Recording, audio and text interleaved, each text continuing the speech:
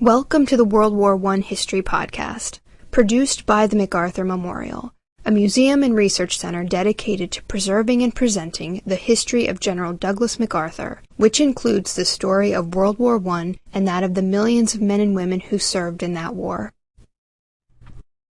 Dazzle Painting in World War I.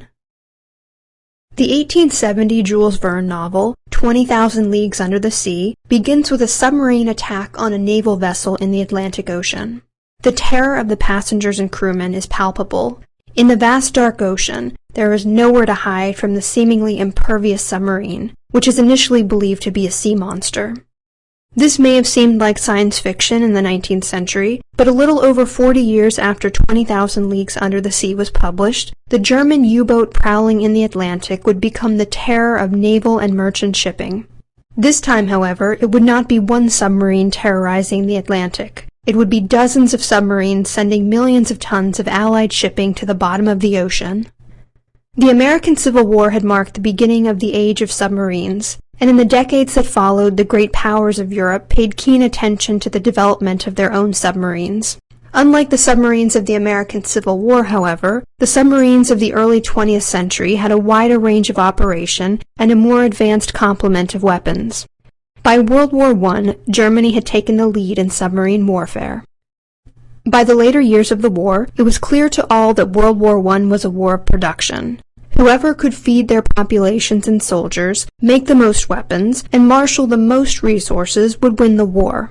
Surrounded by enemies on land and desperate to break the transatlantic trade and supply lines of the Allied powers, throughout the war Germany would use its submarines to hunt down and destroy Allied shipping and naval vessels. With this German U-boat campaign threatening Allied supplies and production capabilities, it soon became obvious that something had to be done to counter the U-boat threat, or the Allies would lose the war. Initially, the convoy system was one solution to this problem. Instead of cargo or transport ships making their own way across the Atlantic, where they made incredibly vulnerable prey for German U-boats stalking the shipping channels, in the convoy system, vessels traveled together under the escort of warships. This system made cargo and transport ships less attractive to German U-boats because it entailed the risk of contact with enemy warships. In order to fire its torpedoes, a U-boat had to surface. On the surface, it became a vulnerable target if a warship sighted it. Over time, the German Navy would incur many sub-losses due to the warships escorting the convoys. In addition to the convoy system, the British also used Q-ships. Q-ships were designed to look like vulnerable cargo ships, but upon attack, panels would drop revealing deck guns. Q-ships were fairly effective and scored hits on German U-boats that surfaced. But still a question remained. What else could be done to protect ships from U-boats? The answer was camouflage, but it would take a while for this to be realized. In August of 1914, German troops marched to war wearing gray uniforms that offered definite advantages in terms of concealment. In contrast, French troops in the early battles of the war fought in red pants, blue jackets, and with soft caps on their heads. Prior to the war, French leadership had considered a change to a more drab uniform color, referred to as horizon blue, but this effort failed because it was believed that the troops would be proud of their brilliantly colored dress. This pride would then contribute to the elan of the forces and help them fight better. As the initial battles proved, however, bright red pants were not an advantage, and by 1915 all French troops had been issued drab blue-gray uniforms and steel Adrian helmets. While it took a while to adapt uniforms, as early as 1914, a French painter, serving in an artillery unit, came up with the idea of concealing an artillery piece by painting it in abstract, angular, black and white stripes. This made the gun more difficult to see, and there is a story that Pablo Picasso, one of the great abstract artists of the day, saw one of these camouflage guns passing through the streets of Paris. As it rolled by, he credited the avant-garde art movement of the day with being the inspiration behind such an abstract painting scheme. He reportedly exclaimed, "It is we who have created it." Picasso would play no role in creating the camouflage schemes of World War I, but many of the artists that would work in this field were indeed greatly influenced by Picasso and his fellow modernists. Camouflage and concealment were to be paramount in the Great War, and as land forces adopted different methods of concealment, navies got involved as well. At the outbreak of war, many navies painted their fleets a drab gray, as this color was recognized as reducing visibility. For the Royal Navy, this applied mainly to battleships and cruisers, with destroyers and flotilla leaders remaining the traditional black. By 1915, though, these ships were painted gray as well. Merchant vessels appropriated for wartime service were also painted gray. Other nations followed suit. Yet even with this effort, the dreaded German U-boat remained the greatest danger of the seas.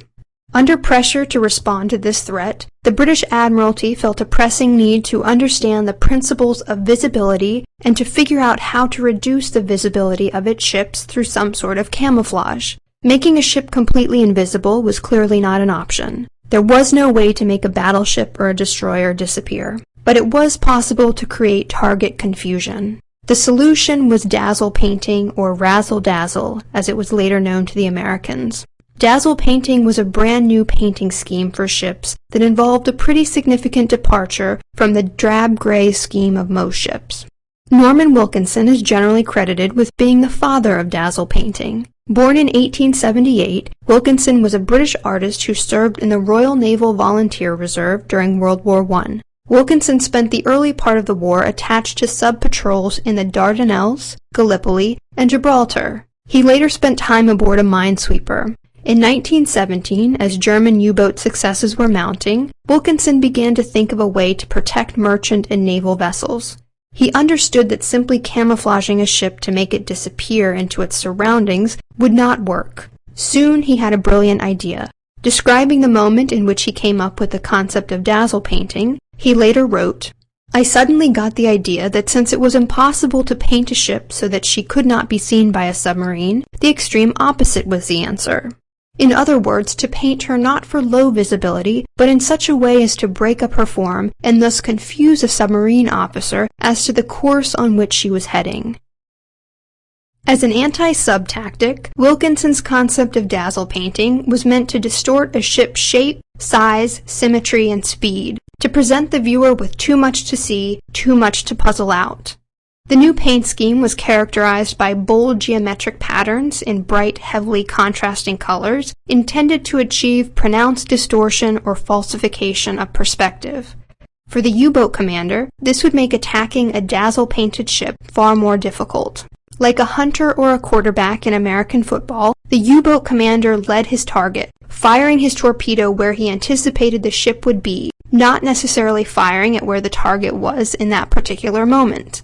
If a U-boat commander could not determine the speed and direction of a ship, or had to waste valuable time figuring out this information, the targeted ship would have more of a chance to evade and escape the U-boat. Wilkinson's idea soon came to the attention of the British Admiralty. He was then assigned to a camouflage unit housed in the basement of the Royal Academy of Arts in London. Working with artists and model makers, Wilkinson created a variety of dazzle schemes, applied them to models, tested the models, and then prepared scale designs for the artists who would be responsible for painting the designs on ships in dockyards. A famous painting by English artist Edward Wadsworth, entitled Dazzle Ships in Dry Dock at Liverpool, features a naval vessel painted in dramatic dazzle style in a dockyard. Initially, Wilkinson was allowed to paint 50 ships in this new scheme. After a period of testing, the British Admiralty determined that it was indeed difficult to determine the course, heading, and speed of a ship in dazzle scheme. By early summer of 1918, 2,000 British ships had adopted the scheme, which was becoming very popular with the public. The United States soon asked to borrow Wilkinson so that he could teach the U.S. Navy how to camouflage its ships. Wilkinson spent about a month in the United States, and by the end of the war, 1,200 American naval vessels had been painted in the dazzle scheme. After the war, in determining the ultimate effectiveness of dazzle painting, the Royal Navy and the American Navy reported mixed results. Those in favor of dazzle painting found plenty to support their argument, but those against it also found some support for their cause. In general, however, most of the studies concluded that the greatest benefit of dazzle painting was probably an intangible one: the morale of sailors. Sailors, dreading attack by U-boat, reported that they actually felt safer on a vessel painted in dazzle scheme. Dazzle painting did not make vessels impervious, but to a great extent it helped the morale of the crews. And crews were not the only ones who had favorable views of dazzle painting. The paint scheme was very popular with the general public as well.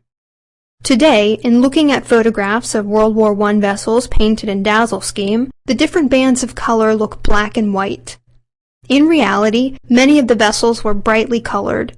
This might have had something to do with the popularity of the scheme with the general public. According to author David Rothenberg, the dazzle ships encouraged the public to feel that the naval war was not cold, merciless, and gray, but beautiful and spectacular, a heightened aesthetic experience in which artists and scientists had together exploded the principles of nature into a grand experiment of perception and illusion. The ships were floating experiments in science and art, and they stood in stark contrast to the gray, muddy stalemate on land in Europe. It was a welcome relief to many. After the war, many ships were repainted, and dazzle painting was generally abandoned. World War II would see the return of dazzle painting, but it would not be as widespread as in World War I.